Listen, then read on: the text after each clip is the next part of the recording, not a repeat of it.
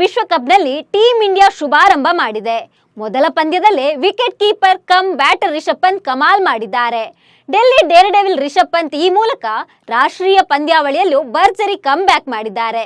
Pant come back ನಿಂದ ಇಬ್ಬರು wicket keeper ಮಂಕಾಗಿದ್ದಾರೆ. ಈ ಇಬ್ಬರು ಸ್ಟಾರ್ ಪ್ಲೇಯರ್ಗೆ ಭವಿಷ್ಯದಲ್ಲಿ ಟೀಂ ಇಂಡಿಯಾದ ಬಾಗಿಲು ಮುಚ್ಚಿದಂತೆ ಲೆಕ್ಕ ಅನ್ನೋ ಮಾತು ಕೂಡ ಕೇಳಿ ಬರ್ತಾ ಇದೆ. ಈ ಬಗ್ಗೆ ಇನ್ಸೈಡ್ ಮಾಹಿತಿ ಕೊಡ್ತೇನೆ. ನಾನು ಶ್ವೇತಾ. ನೀವು ಸುದ್ದಿಯಾನದ ಸಬ್ಸ್ಕ್ರೈಬರ್ ಆಗೋದಕ್ಕೆ ಮರಿಬೇಡಿ.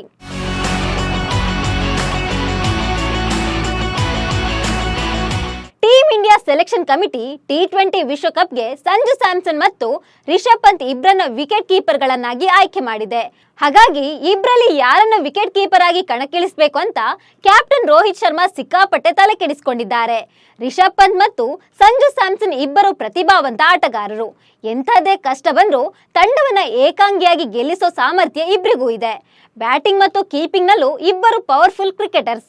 ಆದರೆ ಅಂತಿಮವಾಗಿ ಟೀಂ ಇಂಡಿಯಾದ ಪರ ವಿಕೆಟ್ ಕೀಪರ್ ಆಗಿ ರಿಷಬ್ ಪಂತ್ ಮೊದಲ ಆಯ್ಕೆಯಾಗಿ ಪರಿಗಣಿಸಲಾಗಿದೆ. ಜೊತೆಗೆ ತನಗೆ ಸಿಕ್ಕ ಅವಕಾಶವನ್ನ ಪಂತ್ ಚೆನ್ನಾಗಿ ಬಳಸಿಕೊಂಡಿದ್ದಾರೆ. ವಿಶ್ವಕಪ್ನ ಮೊದಲ ಪಂದ್ಯದಲ್ಲೇ ಶೈನ್ ಆಗಿದ್ದಾರೆ ಪಂತ್.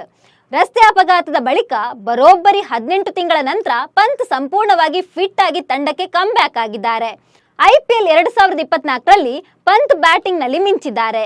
ಪಂತ್ ಈ ಬಾರಿ IPL ನಲ್ಲಿ 13 ಪಂದ್ಯಗಳಲ್ಲಿ 446 ರನ್ ಗಳಿಸಿದ್ರು. ಇದೇ ಮಿಂಚಿನ ಆಟದಿಂದಾಗಿ ಟೀಂ ಇಂಡಿಯಾದಲ್ಲೂ ಸ್ಥಾನ ಪಡೆದುಕೊಂಡಿದ್ರು. ಜೊತೆಗೆ ಸಂಜು ಸ್ಯಾಮ್ಸನ್ ಅವರನ್ನ ಹಿಂದಿಕ್ಕಿ ಮೊದಲ ಆಯ್ಕೆಯಾಗಿ ಫೀಲ್ಡ್ಗಿಳಿದಿದ್ದಾರೆ ಪಂತ್.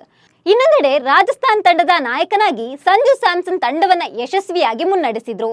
IPL ನಲ್ಲಿ ಸಂಜು ವಿಕೆಟ್ ಕೀಪರ್ ಮತ್ತು ಬ್ಯಾಟರ್ ಆಗಿ ಯಶಸ್ವಿಯಾಗಿದ್ದಾರೆ. ಈ IPL ಋತುವಿನಲ್ಲಿ ತಾನು ಆಡಿರೋ 15 ಪಂದ್ಯಗಳಲ್ಲಿ 531 ರನ್ ಗಳಿಸಿದ್ರು. ಸಂಜು ಸ್ಯಾಮ್ಸನ್ ಕೂಡ ಭರ್ಜರಿ ಫಾರ್ಮ್ ನಲ್ಲಿರೋ ಕಾರಣಕ್ಕಾಗಿಯೇ ಟೀಂ ಇಂಡಿಯಾ ಪ್ಲೇಯಿಂಗ್ 11 ನಲ್ಲಿ ಸ್ಥಾನ ಕಲ್ಪಿಸಲಾಗಿತ್ತು. ಆದರೆ ರಿಷಬ್ ಪಂತ್ ಅಬ್ಬರದ ಆಟದ ಮುಂದೆ ಸಂಜು ಸ್ಯಾಮ್ಸನ್ ಮಂಕಾಗಿದ್ದಾರೆ. ವಿದೇಶಿ ನೆಲದಲ್ಲಿ ಪಂತ್ ಮೊದಲಿನಿಂದಲೂ ಆಕ್ರಮಣಕಾರಿ ಬ್ಯಾಟರ್ ಆಗಿರೋ ಕಾರಣ ಸಂಜು ಸ್ಯಾಮ್ಸನ್ಗೆ ಆಡಲು ಸಿಗುವ ಅವಕಾಶ ತೀರಾ ಕಡಿಮೆ. ರಿಷಬ್ ಪಂತ್ ಭರ್ಜರಿ ಕಮ್ ಬ್ಯಾಕ್ ನಿಂದಾಗಿ ಬ್ಯಾಡ್ ಲಕ್ ಬಾಯ್ ಅಂತ ಅನಿಸಿಕೊಂಡಿರುವ ಮತ್ತೊಬ್ಬ ಆಟಗಾರ ಕನ್ನಡಿಗ KL ರಾಹುಲ್.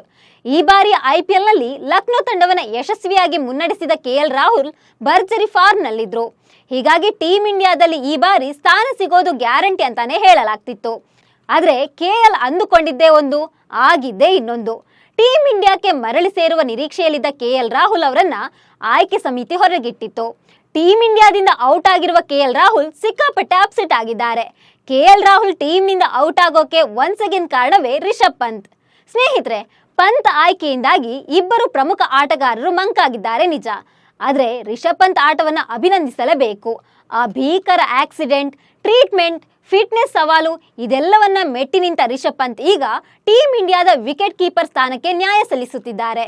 ಜೊತೆಗೆ ಬ್ಯಾಟಿಂಗ್ ಮೂಲಕವೂ ಸೌಂಡ್ ಮಾಡ್ತಿದ್ದಾರೆ. ವೀಕ್ಷಕರೇ, ನಿಮಗೆ ಈ ಮೂವರಲ್ಲಿ ಯಾರು ಬೆಸ್ಟ್ ವಿಕೆಟ್ ಕೀಪರ್ ಅನ್ಸುತ್ತೆ ಅನ್ನೋದನ್ನ ಕಾಮೆಂಟ್ ಮೂಲಕ ತಿಳಿಸಿ. ನಮಸ್ಕಾರ.